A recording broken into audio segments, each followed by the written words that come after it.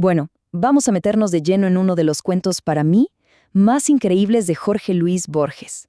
Uno de esos en los que la vida entera de una persona, ¡pum!, se define y se revela en un único instante. Y miren cómo arranca Borges, ¿no? Con esta frase de Yeats. Es como una clave que nos da de entrada. Ya nos está diciendo, ojo, acá vamos a hablar de algo profundo, de la identidad de verdad, de quiénes somos antes de todas las máscaras que nos pone el mundo.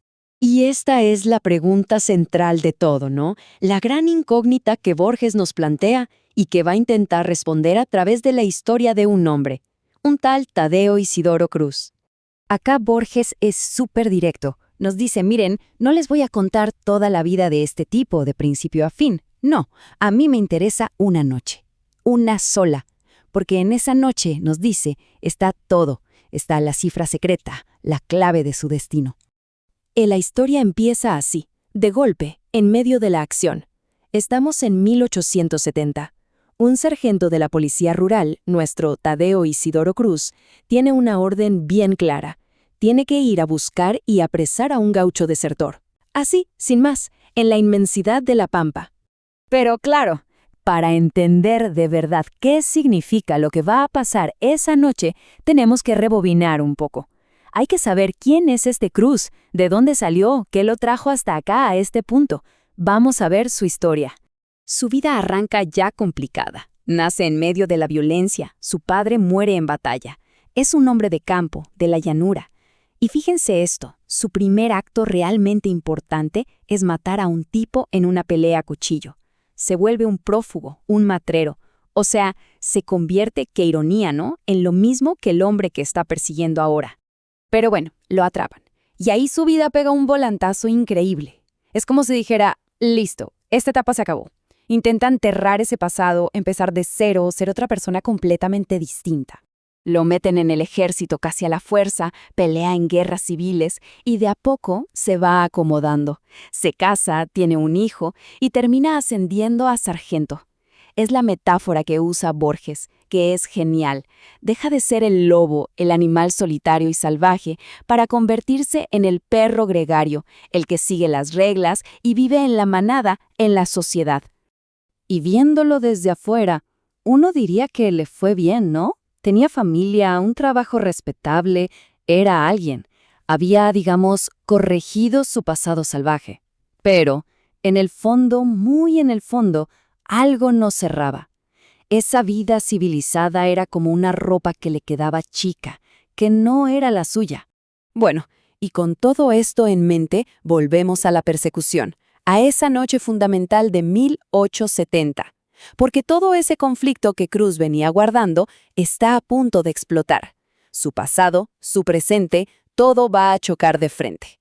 Lo tienen acorralado al tipo, y de repente todo empieza a resonar con el propio pasado de Cruz.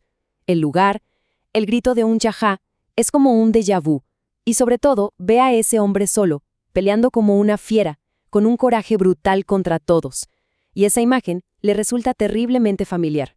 Y entonces pasa algo.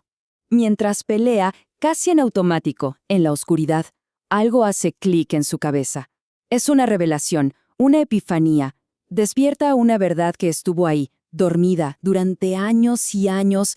Comprende que el uniforme, el cargo de sargento, la familia, toda esa vida que construyó era una fachada, un disfraz.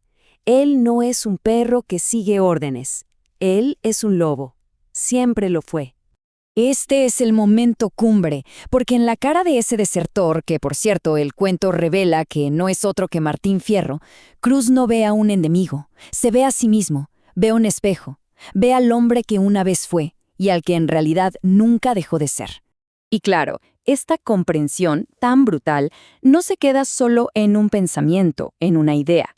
Inmediatamente se traduce en una acción. Un solo acto que va a resumir y a simbolizar toda su existencia. Miren lo que hace. Primero, se saca el kepis, la gorra de policía, y la tira al suelo. Es un gesto tremendo. Está renunciando a todo lo que era. Después, grita que no va a permitir que maten a un valiente. Y por último, se pone a pelear, pero al lado del desertor, de Fierro, en contra de sus propios soldados. Y acá está la genialidad de Borges, ¿no? lo que podríamos llamar el instante borgiano.